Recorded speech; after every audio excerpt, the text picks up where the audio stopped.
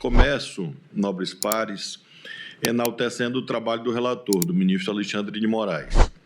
Creio que esse enaltecimento nunca é demais, uma vez que sabemos que estamos diante de um julgamento de elevada complexidade, não só pelo fato de exigir um exame alongado, de um acervo probatório vasto, mas também porque estamos em sede de construção de uma verdadeira doutrina judicial em torno de crimes novos no sistema jurídico, em relação ao qual temos escassa doutrina e nenhuma produção jurisprudencial até este caso.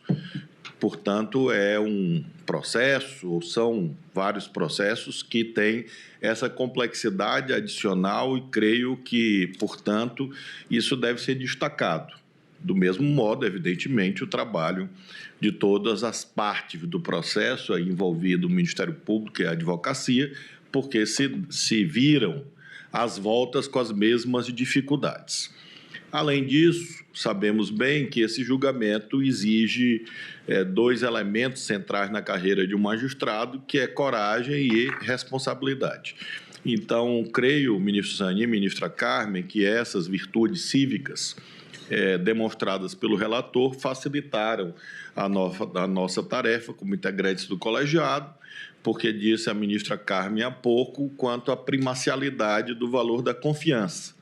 E é disso que se cuida. O princípio da colegialidade, que é o tesouro de um tribunal, se assenta também no liame fiduciário entre os integrantes de um órgão julgador. E, neste caso, nós tivemos, e temos, e mantemos, e reconhecemos, portanto, o esforço de Sua Excelência, o ministro Alexandre de Moraes.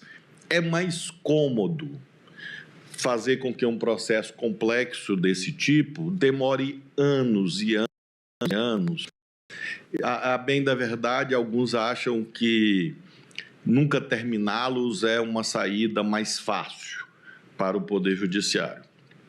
Neste caso concreto, eu não tenho dúvida que Sua Excelência o relator, mas, sobretudo, o Supremo, optamos todos pelo caminho certo, que é o caminho de cumprimento dos nossos deveres constitucionais. A segunda observação é sobre a suposta sobrecarga do Supremo, traduzida em vários slogans, entre os quais, o Supremo tem que voltar para a sua casinha.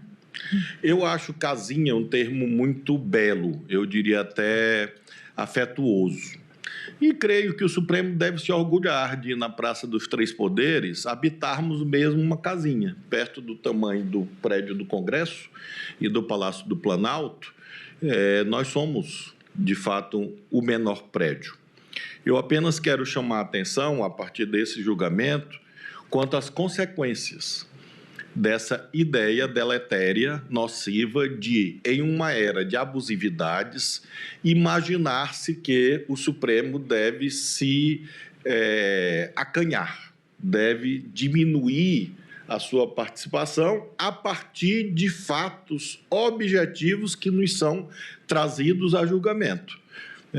Não é um ato de vontade, é uma imposição derivada da empiria que a humanidade atravessa e o nosso país atravessa.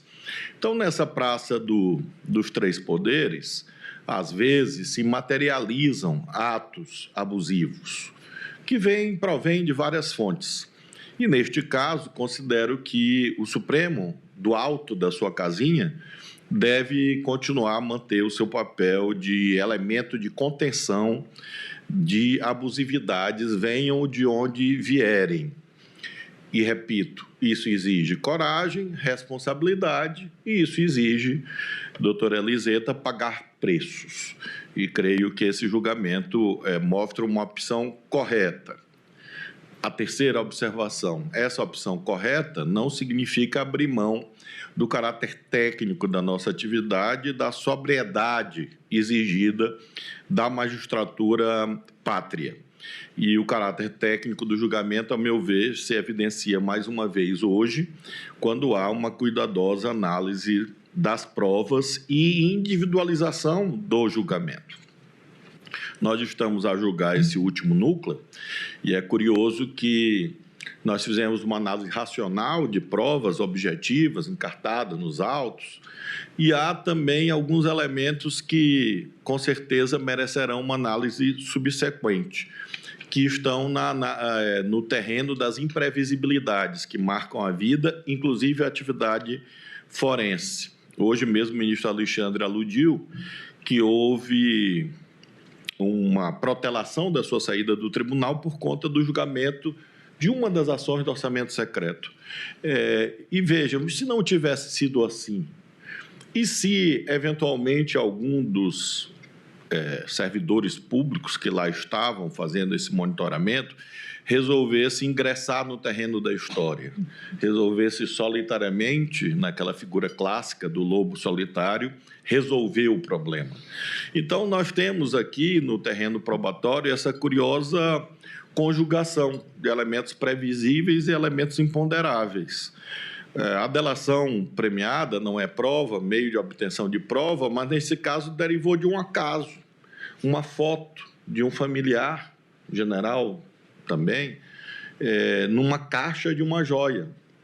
Então, há uma concatenação também que alguns chamarão de acaso, outros chamarão de sorte, outros chamarão, como eu chamo, de vontade de Deus. O certo é que há elementos aqui que levaram à conformação de um robusto conjunto probatório, fazendo com que a objetividade dos autos se tornasse tão densa que permite que nós tenhamos essa atividade técnica de aquilatar caso a caso, ponderar caso a caso e, portanto, a partir dessas várias fontes, entre as quais o acaso, mas a atividade da polícia, do Ministério Público, das defesas, termos esse mosaico de elementos que permitem a reconstrução de uma página muito singular da vida brasileira, não só no terreno forense, mas também no terreno forense.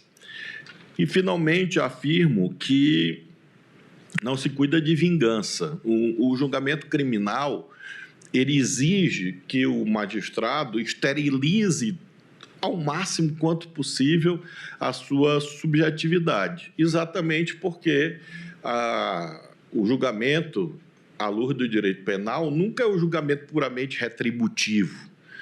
Nós não estamos aqui a tratar de olho por olho, dente por dente. Nós estamos aqui racionalmente emitindo juízo em casos concretos que têm a dimensão da resposta estatal legítima, fruto do princípio da legalidade, da tipicidade, etc., mas também, num certo sentido, executando um papel ético.